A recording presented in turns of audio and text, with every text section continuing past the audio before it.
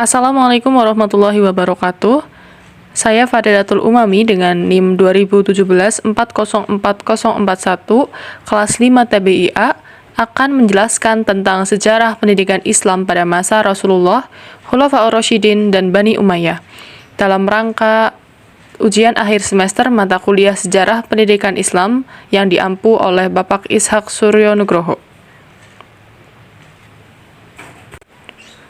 Dalam video ini terdapat 3 inti atau pokok bahasan, yaitu yang pertama adalah pola pendidikan pada masa Rasulullah, yang kedua adalah pola pendidikan pada masa Khulafaur Rasyidin, dan yang terakhir adalah pola pendidikan pada masa Bani Umayyah.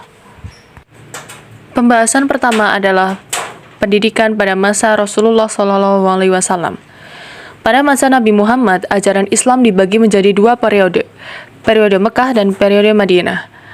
Periode Mekah merupakan tahap awal perkembangan pendidikan Islam dan berpusat di Mekah, sedangkan periode Madinah merupakan periode pengembangan pendidikan Islam dan pusat kegiatan berada di Madinah. Pelaksanaan pendidikan Islam pada kedua era tersebut secara singkat dapat diuraikan sebagai berikut. Yang pertama, kita akan membahas tentang pola pendidikan pada masa Rasulullah. 1. Pelaksanaan pendidikan Islam di Mekah. Secara lebih sederhana, pendidikan Islam yang dilakukan Rasulullah di Mekah yang bertujuan untuk membina pribadi muslim agar menjadi kader yang berjiwa kuat dan dipersiapkan menjadi masyarakat Islam, mubaligh, dan pendidik yang baik. Sesuai karakteristik perkembangan pendidikan Islam, maka tahapan pendidikan Islam periode Mekah terbagi menjadi 3, yaitu tahap pertama secara sembunyi-sembunyi, tahap kedua secara terang-terangan, dan tahap ketiga yaitu seruan dan ajakan umum. Tahapan pertama yaitu secara sembunyi-sembunyi.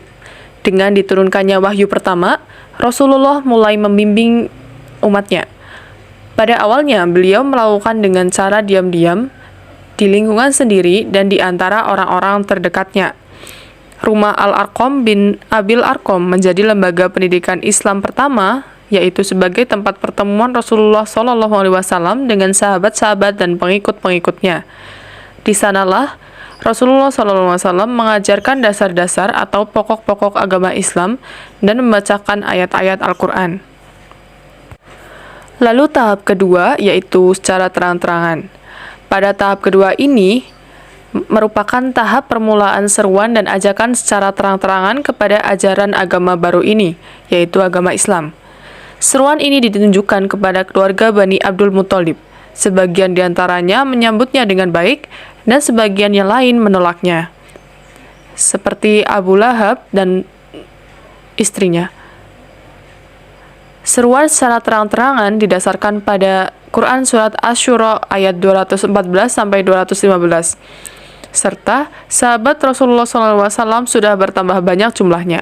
Mereka merasa tidak takut lagi terhadap gangguan dan ancaman kaum kafir Quraisy. Tahap ketiga yaitu seruan dan ajakan umum. Pada tahap ini, Rasulullah SAW merubah strategi dakwah dengan seruan umum, yaitu pada umat manusia secara keseluruhan. Hal ini dilakukan pada musim-musim haji ketika banyak kaum di luar Mekah berdatangan untuk melaksanakan haji. Pada tahap ini, berkat semangat yang tinggi dari para sahabat dalam mendakwahkan ajaran Islam, maka seluruh penduduk Yastrib masuk Islam terkecuali orang-orang Yahudi. Pada intinya, pendidikan dan pengajaran yang diberikan Nabi selama di Mekah ialah pendidikan keagamaan dan akhlak, serta menganjurkan kepada manusia supaya mempergunakan akal pikirannya untuk memperhatikan kejadian manusia, hewan, tumbuh-tumbuhan, dan alam semesta sebagai anjuran pendidikan akliyah dan ilmiah. Selanjutnya adalah pelaksanaan pendidikan Islam di Madinah. Periode pendidikan Rasulullah di Madinah selama 10 tahun adalah kelanjutan dari pendidikan yang telah diterima pada periode Mekah. Jika pada periode Mekah, pendidikan Rasulullah memfokuskan diri pada penanaman akidah dan yang berkaitan dengannya, maka pada periode Madinah lebih merupakan penyempurnaan proses pendidikan terdahulu, yaitu pembinaan pendidikan yang difokuskan pada pendidikan sosial dan politik.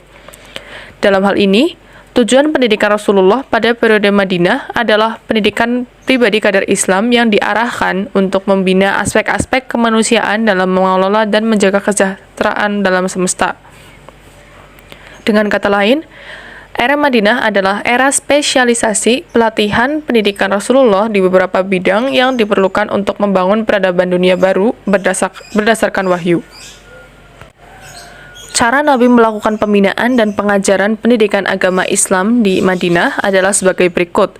Yang pertama adalah pembentukan dan pembinaan masyarakat baru menuju satu kesatuan sosial dan politik. Yang kedua adalah pendidikan sosial politik dan kewarganegaraan. Dan yang ketiga adalah pendidikan anak dalam Islam, yaitu terdiri dari pendidikan taulud, pendidikan sholat, pendidikan adab sopan dan santun dalam bermasyarakat, pendidikan adab dan sopan santun dalam keluarga, pendidikan kepribadian, pendidikan kesehatan, dan pendidikan akhlak. Kemudian, selama proses pendidikan di Madinah, banyak hal yang dilakukan oleh Rasulullah SAW, yaitu yang pertama, karya pertama Nabi Muhammad di Madinah ialah membuat landasan yang kuat bagi kehidupan Islam. Masjid sebagai pusat kegiatan ibadah dan pengajaran agama Islam didirikan. Di masjid inilah Nabi mengajarkan dan mengemukakan prinsip-prinsip ajaran Islam. Artinya, pendidikan Islam di Madinah, proses pembelajarannya pertama kali berlangsung di masjid. Yang kedua, Nabi mempersaudarakan kaum muhajirin dan kaum ansor. Nabi mendirikan satu persekutuan, yaitu menggabungkan kaum kaya dengan kaum miskin atas dasar agama. Yang ketiga, yaitu membuat piagam persaudaraan dengan golongan-golongan penduduk Madinah non-Muslim, yaitu kaum Yahudi dan kaum Nasrani, supaya tidak saling mengganggu, melainkan harus hidup rukun dan bekerja sama mempertahankan kota Madinah. Inilah yang disebut perjanjian atau piagam Madinah, yang kemudian menjadi modal dasar dicetuskannya kerukunan hidup antar umat beragama atau toleransi antara umat Islam dan non-Islam. Selanjutnya adalah pembahasan mengenai sistem pendidikan pada masa Rasulullah. Yang pertama, materi pendidikan di Mekah. Pada masa ini, materi yang ditekankan oleh Rasulullah yang pertama adalah pendidikan tauhid dalam teori dan praktik. Inti ajaran ini adalah ajaran tauhid yang terkandung dalam Quran Surat Al-Fatihah ayat 1-7 dan juga Quran Surat Al-Ikhlas ayat 1-4. Lalu yang kedua ada pengajaran Al-Quran. Di samping mengajarkan tauhid, Rasulullah SAW juga bertugas mengajarkan Al-Quran. Materi ini dirinci kepada materi baca tulis Al-Quran, materi menghafal ayat-ayat Al-Quran, dan materi pemahaman Al-Quran. Materi pendidikan pada fase Mekah sebagaimana yang dikemukakan oleh Muhammad Yunus adalah yang pertama pendidikan keagamaan, yang kedua pendidikan akliyah dan ilmiah, yang ketiga pendidikan akhlak dan budi pekerti, dan yang terakhir adalah pendidikan jasmani atau kesehatan. Yang kedua adalah materi pendidikan di Madinah. Materi pendidikan Islam pada fase ini cenderung lebih kompleks. Artinya, materi tidak lagi terbatas pada masalah-masalah akidah, ibadah, dan akhlak. Cakupan materinya lebih luas dibanding dengan materi pendidikan Islam pada fase Mekah.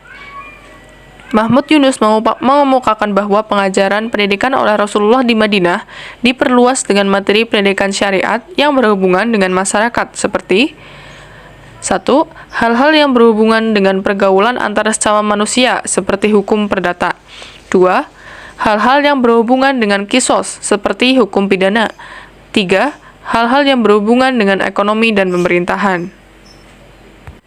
Lalu selanjutnya adalah pembahasan mengenai lembaga dan metode pengajaran pendidikan Islam pada masa Rasulullah.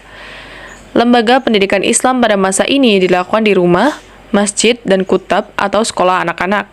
Lalu, metode yang digunakan pada masa ini adalah dengan tanya jawab, demonstrasi, dan kisah-kisah umat terdahulu.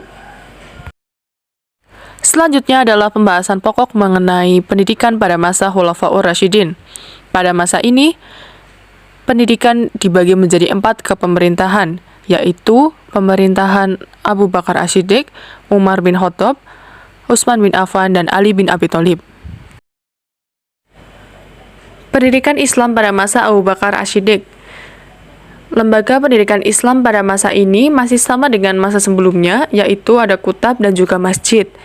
Lalu, materi pendidikan yang diajarkan pada kutab yaitu membaca dan menulis, membaca Al-Quran dan menghafalnya, pendidikan keimanan, pendidikan akhlak, pendidikan ibadah, dan juga kesehatan. Sedangkan materi pendidikan pada tingkat menengah dan tinggi adalah Al-Quran dan tafsirnya, hadis dan syarahnya, dan juga fikih atau tasyri'. Lalu pada pola pendidikan ada dua, yaitu pendidikan keimanan atau tauhid, dan pendidikan akhlak. Lalu pada aspek sosial masyarakat, pada masa kepemimpinan Abu Bakar terhitung sangat singkat, yaitu hanya 2 tahun. Masa singkat itu habis untuk menyelesaikan persoalan dalam negeri, terutama yang ditimbulkan oleh suku-suku bangsa Arab yang tidak mau tunduk lagi kepada pemerintah di kota Madinah. Pendidikan Islam pada masa Umar bin Khattab. Materi pendidikan yang diajarkan pada masa ini adalah pada bidang ilmu bahasa, fikih, hadis, dan juga filsafat khususnya logika. Lalu, mata pelajaran yang diajarkan yaitu membaca dan menulis Al-Quran dan menghafalkannya, belajar pokok-pokok agama Islam, dan juga pengajaran bahasa Arab. Sebagai seorang pendidik, Umar bin Khattab melakukan hal-hal sebagai berikut, yaitu melakukan penyuluhan pendidikan di kota Madinah, menerapkan pendidikan di masjid-masjid dan pasar-pasar, dan mengangkat guru-guru untuk tiap-tiap daerah yang ditaklukkan. Pendidikan Islam pada masa Utsman bin Affan. Sebagai seorang khalifah, Utsman melakukan usaha pembukuan kitab suci Al-Quran, menyerahkan tugas mendidik dan mengajar kepada umat sendiri. Lalu, Utsman tidak mengangkat guru-guru. Dengan demikian, para pendidik sendiri yang melaksanakan tugasnya hanya dengan mengharap keridhaan Allah. Lalu, pendidikan Islam pada masa Ali bin Abi Thalib. Pada masa Ali, telah terjadi kekacauan dan pemberontakan, sehingga di masa ia berkuasa, pemerintahannya tidak stabil. Dengan kericuan politik pada masa Ali yang berkuasa, kegiatan pendidikan Islam mendapat hambatan dan gangguan. Pada saat itu, Ali tidak sempat memikirkan masalah pendidikan, sebab keseluruhan perhatiannya ditumpahkan pada masalah keamanan dan kedamaian bagi masyarakat Islam. Selanjutnya adalah pembahasan pokok mengenai pendidikan pada masa Bani Umayyah. Secara esensial, pendidikan Islam pada masa dinasti Umayyah ini hampir sama dengan pendidikan pada masa Khulafaur Rasyidin. Walaupun demikian, ada sisi perbedaan dan perkembangannya sendiri. Perhatian para penguasa di bidang pendidikan agaknya kurang memperhatikan perkembangan yang maksimal, sehingga pendidikan berjalan tidak diatur oleh pemerintah, tetapi oleh para ulama yang memiliki pengetahuan yang mendalam. Kebijakan-kebijakan pendidikan yang dikeluarkan oleh pemerintah hampir tidak ditemukan. Jadi, sistem pendidikan Islam ketika itu masih berjalan secara alamiah. Akan tetapi, terlepas dari itu semua, sebagaimana yang sebelumnya telah diutarakan bahwa pendidikan Islam pada masa dinasti Umayyah secara esensi sama dengan masa sebelumnya, namun secara khusus, pendidikan masa ini memiliki ciri-ciri khusus yang akan diuraikan selanjutnya. Ciri-ciri pendidikan pada masa Bani Umayyah. Yang pertama adalah bersifat Arab. Ciri utama corak pendidikan masa Umayyah adalah bersifat Arab dan Islam tulen.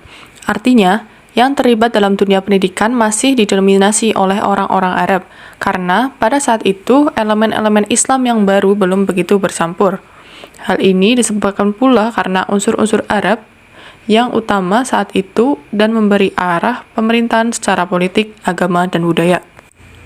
Yang kedua, berusaha meneguhkan dasar-dasar agama yang baru muncul. Yang ketiga, prioritas pada ilmu-ilmu nakliyah dan bahasa. Yang keempat, menunjukkan perhatian pada bahan tertulis sebagai media komunikasi. Yang kelima, membuka jalan pengajaran bahasa-bahasa asing. Hal ini terjadi akibat dari interaksi Islam dengan negeri-negeri lain dan semakin meluasnya daerah kekuasaan orang-orang Islam keluar kawasan semenanjung Arabia. Dan yang terakhir adalah menggunakan surau atau kutab dan masjid. Pusat-pusat pendidikan pada masa Bani Umayyah. Pada masa itu, di wilayah luar Madinah, yaitu di pusat-pusat wilayah yang baru dikuasai, berdirilah pusat-pusat pendidikan di bawah penguasaan para sahabat yang kemudian dikembangkan oleh para penggantinya atau tabi'in dan seterusnya. Pusat-pusat pendidikan tersebut antara lain Madrasah Makkah, Madrasah Madinah, Madrasah Basrah, Madrasah Kufah, Madrasah Damsyik dan Palestina, dan Madrasah Fustat. Gerakan-gerakan ilmiah pada masa dinasti Umayyah. Yang pertama, penyempurnaan tulisan Al-Quran. Ini dilakukan oleh Hasan al-Basri dengan memberikan baris dan titik pada huruf-huruf Al-Quran. Yang kedua, ada penulisan hadis. Dalam sejarah, tercatat bahwa ulama yang pertama membukukan hadis adalah Imam al-Zuhri. Yang ketiga, ada teologi Islam atau ilmu kalam. Pada masa ini, muncul aliran-aliran teologis Islam yang berawal dari pertentangan politis di tubuh umat Islam sendiri, yang bibitnya muncul semenjak Khalifah Ali, terutama setelah terjadinya peristiwa tahkim yang dimaknakan oleh Muawiyah secara licik. Aliran-aliran yang muncul saat itu adalah Khawarij dan Murji'ah. Baik, demikian penjelasan dari saya mengenai sejarah pendidikan Islam pada masa Rasulullah, Khulafaur Rasyidin, dan Bani Umayyah. Mohon maaf bila terdapat kesalahan atau tutur kata yang kurang berkenan. Sekian dan terima kasih. Wassalamualaikum warahmatullahi wabarakatuh.